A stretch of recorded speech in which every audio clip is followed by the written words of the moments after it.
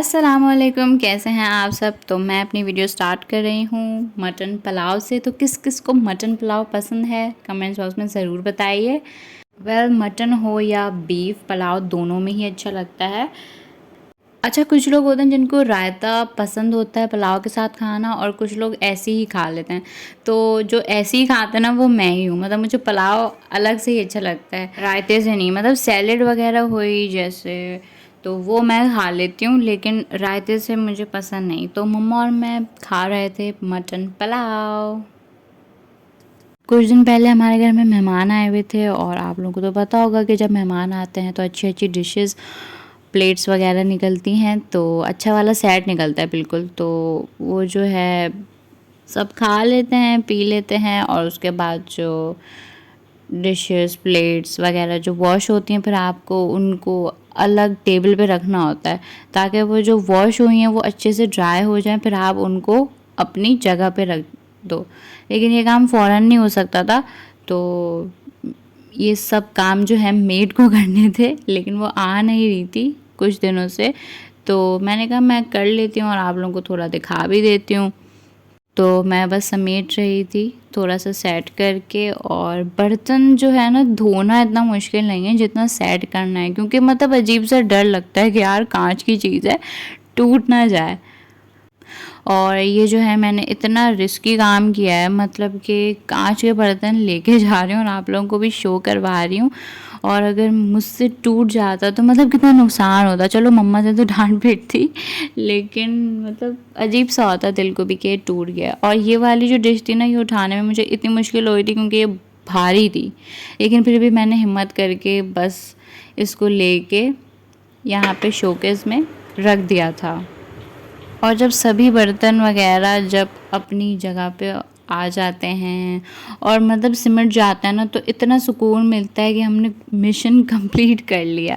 तो ग्लासेस जो है वो इस तरीके के बॉक्स में रख रही थी मैं। और ग्लासेस जो है बड़े नाजुक से होता है, और मेरा हाथ तो वैसे ही इतना स्लिपरी है, पता नहीं कितने ग्लास मुझसे टूट गए हैं। तो बस थोड़ा थोड़ा करके सामान जो है टेबल से हटा लिया था। तो टेबल पे रखने वाली जो चीज़ें थी वो मैंने रख दी थी। और मुझे बहुत पसंद है कि मतलब चीज़ें सिमटी भी हों, लेकिन कभी कभी सुस्ती होती है तो मैं भी बिल्कुल बेजार आ जाती हूँ कि नहीं यार छोड़ो, ऐसे ही रहने दो।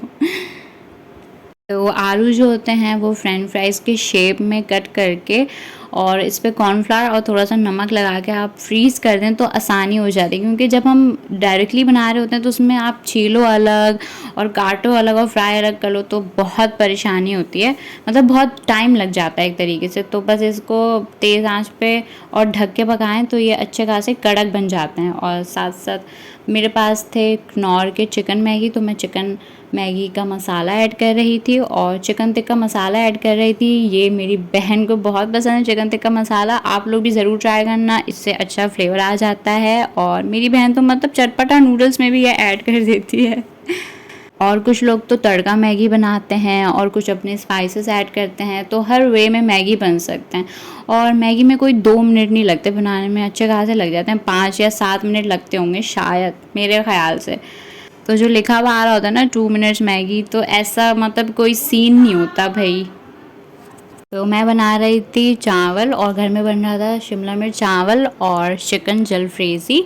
चिकन जलफ्रेज़ी बिल्कुल इजी वे में बन के तैयार हो जाती है, मतलब कि प्याज और शिमला मिर्च को जो है आपको फ्राई करके अलग प्लेट में रख देना होता है, और टमाटर जो है वो तो चिकन के साथ ही भूनते हैं, और चिकन को पहले भूनना होता है, फिर उसमें जिंजर गार्लिक पेस्ट के साथ उसको भूनना होता है बस।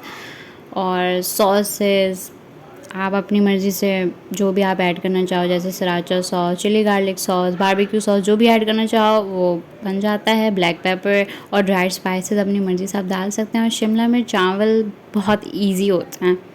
अगर आप चाहते हो कि डिटेल में मैं बताऊं तो मुझे इंस्टाग्राम पे ज़रूर मैसेज करें, वहाँ पे मैं डिटेल्स लिख दूँगी। और आप इसको फ्राइड राइस के साथ भी खा सकते हैं और सिंपल शिमला मिर्च चावल के साथ भी खा सकते हैं।